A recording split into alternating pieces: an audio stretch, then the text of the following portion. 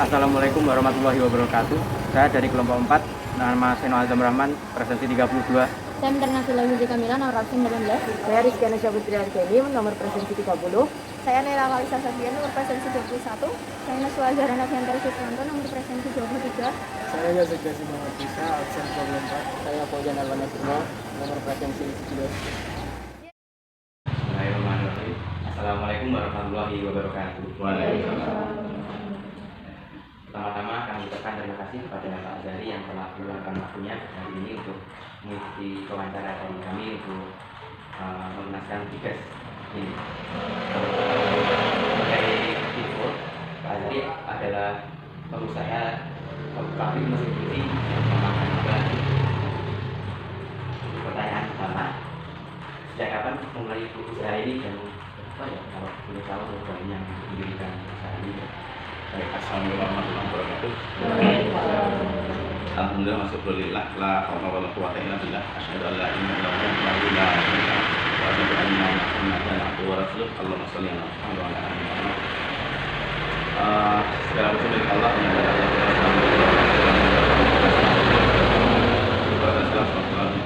Nabi Muhammad sallallahu alaihi wasallam. Uswah kita adalah dan kita guru kita, dan kita selalu mohon, kita selalu berdoa sampai ajal menjemput, kita cuma minta berkat dalam usaha. Baik, pertama-tama saya kenalkan, nama saya Azhari. Domisili saya di Dusun Padangan, RT 2 Sitimulyo Piungan. Background saya pendidikan terakhir STM. Saya sekolah teknologi Piungan. Kalau sekarang diganti dengan SMK. Bahwa saya lulus di tahun 1988. Setelah lulus bekerja, setelah sekian waktu bekerja, maka di tahun 2008, tepatnya di bulan Februari, kami memulai untuk merintis sebuah usaha di bidang fabrikasi.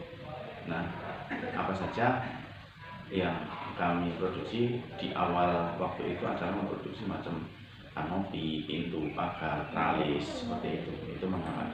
Modalnya berapa? Modalnya nggak ada 10 juta. Kenapa? Karena saya pakai mesin lasnya bekas, harganya 350.000. Pakai gerindanya bekas, harganya 150.000. Pakai kompresornya bekas, harganya 750.000.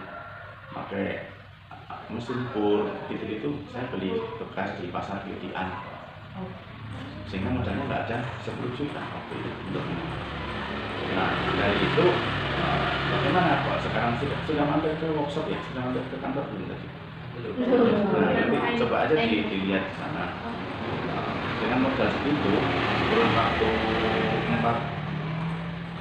4 tahun, ya 5 tahun, yang dulunya saya berada di belakang rumah ini, dulunya 3 orang produksi, maka di kurun waktu 5 tahun kami sudah bisa pindah tempat bangun pabrik. Nah, untuk pabriknya mesin laundry Kanaba itu sendiri itu diawali di tahun 2010. Jadi 2 tahun kami masih di konstruksi, di fabrikasi. Sejak tahun 2010 itulah kami memulai produksi mesin laundry, diawali dengan memproduksi dryer atau mesin pengering. Iya. Awalnya bikin 2, mengalami rusak, di servis susah. Jadi seperti itu. Tapi seiring dengan waktu, dengan semangat tinggi, apa sih yang nggak bisa kalau orang lain bisa, saya juga harus bisa. Akhirnya apa? Sekarang di 2022, kalian nanti bisa lihat sendiri di pabrik kira-kira asetnya berapa, kalian bisa hitung. Dari modal berapa? Nggak ada 10 juta. Nah, apa yang mendasari semangat untuk lebih maju? Terus di mana di awalnya semangat lebih maju? Tidak bersifat glamor, tidak konsumtif. Bagaimana caranya? Ketika mendapat keuntungan, ditambahkan ke aset, beli alat, beli bahan, terus bahkan sampai selama hampir 4 tahun saya tidak kenal yang namanya pusat perbelanjaan. Saya tidak pernah kenal namanya mall. Iya, saya tidak pernah kenal masuk di swalayan. Ya di rumah apa adanya yang dijual di kampung. Tapi apakah tidak punya uang? Punya. Ketika punya uang dibelikan alat, dibelikan bahan, terus itu. Akhirnya apa?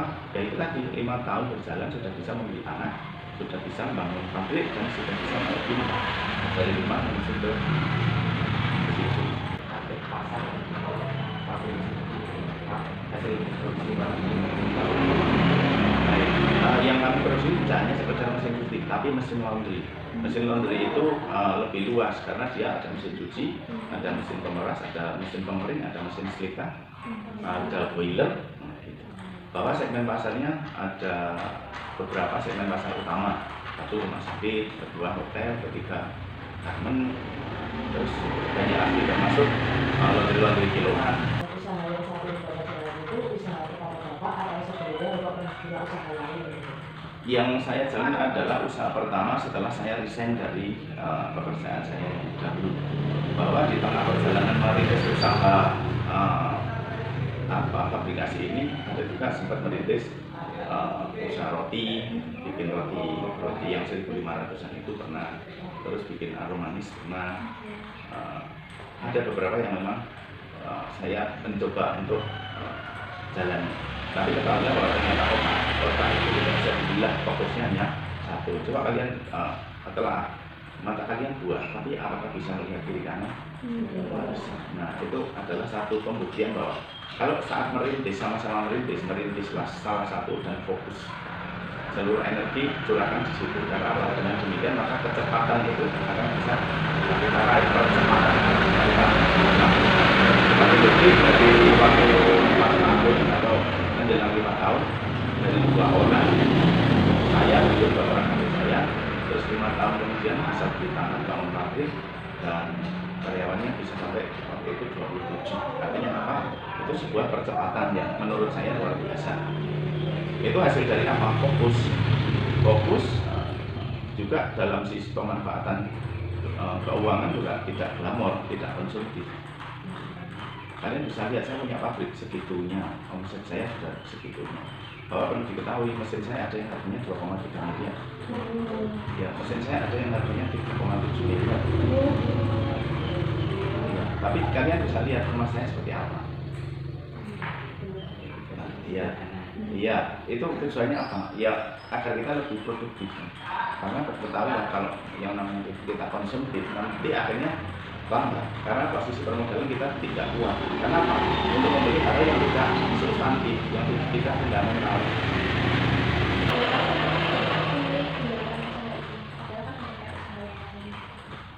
Jalanilah apa yang kalian bisa. Iya, itu yang menjadi dasar saya. Jalanilah, lakukanlah bisnis yang kalian bisa. Kalau kita menjalani bisnis yang tidak kita mampu secara utuh, maka jadilah investor. Maka kalau menjadi seorang investor dipastikan sudah punya uang banyak dulu. Nah, sementara saya tidak punya uang. Kalian ingat bahwa alat-alat pun bekas. Maka saya menjalani yang saya mampu, saya menjalani yang saya bisa. Nah, hasilnya apa? Hasilnya bisa kalian lihat sekarang. Bahwa dulu di tahun 1988 saat selesai ujian belum lulus, kami berkumpul sama teman-teman sudah ingin merencanakan sesuatu. Ada teman-teman saya yang saya ingin ke Kapindo, saya ingin ke Caterpillar, saya ingin ke Kubota, saya ingin ke Asla. Saya sebagai seorang anak kampung yang tidak punya saudara di mana-mana, saya akan kerja di Jogja, di bengkel kecil, sehingga saya tahu kemana besok beli alatnya, harganya berapa saya tahu. Karena saya walaupun kecil, walaupun hanya untuk diri saya sendiri, saya harus punya usaha sendiri, saya harus punya usaha mandiri. Itu yang menjadi komitmen saya waktu itu sebelum menerima ijazah, belum mendengar saya lulus atau nggak lulus. Tapi kenapa saya yakin? Saya yakin lulus, karena apa? Saya termasuk yang disiplin. Ya, saya disiplin. Kalau anak disiplin walaupun nggak pinter itu pasti lulus. Ya. Nah, disitulah awalnya. Walau hanya untuk diri saya sendiri, saya harus punya usaha mandiri. Itu yang mendasari kenapa saya terjun di dunia teknik, karena saya STM, jurusan teknik mesin produksi. Itu yang mendasari. Dari saat merintis usaha ini apa sih? Saya tidak pernah mengenal rintangan. Iya, saya tidak pernah mengenal rintangan. Apapun keadaannya itu harus diterima, dijalani. Iya. Kalau boleh saya ceritakan, saya dulu itu waktu mengawali itu punya tabungan 20 juta. Dan 4 Februari saya mengawali. Tanggal 25 Mei, uang saya yang 20 itu dipinjam teman. Dan sampai sekarang nggak pulang. sudah. Iya, dia dipinjam tapi nggak pulang. Dulu saat awal-awal itu ketika orang pesen itu tidak pakai down payment, tidak pakai uang muka. Tapi giliran uang saya yang pakai modal itu dipinjam teman sehingga saya nggak punya modal lagi, maka saya menjadi berpikir itulah jalan Allah untuk kita menjadi lebih cerdas. Ternyata ditempatkan seperti itu. Kalau lu sekarang nggak punya modal, mau upaya seperti apa? Maka saya berpikir dan Allah memberikan pikiran itu. Lu minta down payment, lu minta DP aja. Nah, seperti itu. Akhirnya ketika ada orang pesen saya minta DP, saya mau memperhatikan saya nggak ada modal itu.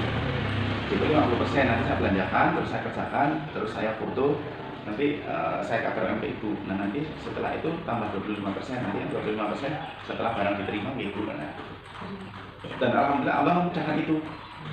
Iya, sehingga apa? Bisa berjalan sampai sekarang.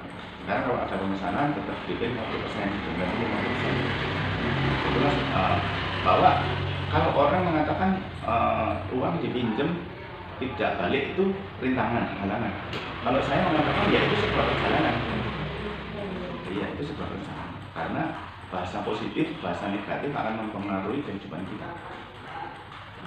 Kalau kita menganggap itu halangan, maka kita akan merasa berat. Tapi kalau itu kita melihat adalah sesuatu yang harus dijalani, kita pasti ada solusi. Sekarang ini apakah Azhari ingin membuka cabang lagi di luar kerja mungkin? Kalau untuk kan gini, saya basicnya adalah pencetus ide atau seorang produksi kan gitu. Bahwa ada keinginan itu, cuman saya saat ini masih lebih urgent untuk menciptakan karya baru. Iya, bukan saja di mesin laundry, tapi sekarang sudah masuk ke area pengelolaan sampah. Iya, bahwa untuk after sales mesin laundry, kami bisa bekerja sama dengan teknisi-teknisi di luar sana untuk meng-hire apa yang harus saya kerjakan. Maka saya bisa bekerja sama dengan mereka secara part-time. Sehingga kenapa itu saya lakukan? Itu akan menghemat energi. Saya tidak harus kontrak rumah, saya tidak harus membayar teknisi abadi di luar sana, tapi saya bisa mendapatkan manfaat dari teknisi-teknisi di luar sana. Itu cara saya dalam penghematan anggaran. Pesan kepada anak muda yang Satu, jadilah anak muda yang taat pada perintah Tuhannya. Ketika kalian sebagai seorang muslim belajarlah ilmu agama dengan serius, melebihi belajarmu tentang sekolahmu saat ini. Karena di sana banyak ilmu yang akan membawa kemudahan kalian dalam belajar di sekolah. Ada satu ayat di surat apa itu, bertakwa kepadaku, kata Allah, maka aku yang akan membuka jalan keluar dari setiap masalahmu. Terus dilanjut lagi, dan aku akan memberi rizki dari tempat yang tidak kau perkirakan sebelumnya. Nah, rizki itu bukan semata-mata berbentuk uang atau berbentuk makanan. Kemudahan kalian belajar, kemudahan kalian bermanfaat itu bagian dari rizki yang Allah berikan. Sehingga apa? Prestasimu akan kalian bisa capai dengan optimal. Karena apa? Allah memudahkan setiap langkah kalian. Tapi secara umum bertakwa kepada Allah, maka bertakwa. Maka satu, gadget itu manfaatkan untuk selalu yang positif.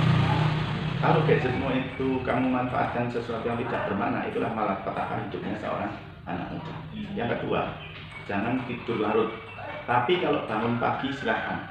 Pada isya sholat witir tidur. Nanti jam 2 bangun silahkan. Jam 3 bangun silahkan. Saat-saat itu adalah saat-saat yang paling indah untuk kita menjadi lebih pintar. Itu yang saya lakukan. Ketika di saat itu, ya Allah, apa yang mesti saya lakukan ke depan? Di sana ada hamba-hamba yang menggali di sana. Maka Allah memberikan ide-ide. Oh, saya kepentok ide, kepentok apa tekniknya. Maka saya menengah ya Allah, saya kepentok, saya baca buku nggak ketemu. Lantas siapa yang harus membantu kami? Maka Allah mengenalkan, akhirnya terus kok bisa kenal dengan dia, bisa kenal dengan dia, bisa kenal dengan dia. Itulah salah satu yang Allah mudahkan. Bagi siapa? Bagi orang yang bertakwa. Itu seperti itu rumusan. Nah, kalau misalkan dihitung secara logika, apakah iya seorang tamatan STM bisa memproduksi mesin yang harganya sampai 2 miliar, 3 miliar? Itu cuma seorang tamatan STM. Enggak akan mungkin, tapi ketika Allah sudah berkehendak, maka itu menjadi mungkin. Karena apa? Kami dihadirkan tim-tim yang luar biasa. Kami dihadirkan anak muda yang pandai di elektrikal, kami dihadirkan anak muda yang hadir di gambar, kami dihadirkan anak muda yang pandai di welder, Nah, itulah kemudahan-kemudahan yang Allah berikan kepada hambanya yang memang selalu ingin taat pada perintahnya. Itu saja. Nah, tapi yang utama itu tadi, galilah ilmu agama sejak dini. Nah, karena di ilmu agama itu nanti kalian akan diberitahu bagaimana caranya berbakti pada ibu bapakmu, bagaimana caranya menghargai bapak ibu gurumu, bagaimana caranya kalian bergaul dengan teman-temanmu. Itu di agama ada semua. Maka kalau boleh dipersentase, belajarlah 67% agamamu, maka sekolahmu akan bisa teratasi, bahkan sampai 95% akan teratasi dari kalian belajar agama. Bagaimana caranya? Allah yang akan mengatasi itu. Contoh, ketika orang itu taat pada Allah dan Rasulnya, dilalai, yang lain malas belajar, dia diberi semangat belajar. Yang lain itu sulit untuk menerima ilmu, Allah memberikan kemudahan untuk menerima ilmu. Nah, itulah. Jadi rollingnya seperti ini. Kalian mempelajari agama serius, itu bagian dari ketakwaan. Nah, Allah akan memberikan bantuan kepada kalian justru lebih tinggi. Bisa dipahami? Anak-anak muda harusnya taat. Kisah yang sangat menginspirasi oleh Pak Azhar. Kami ucapkan terima kasih. Ya.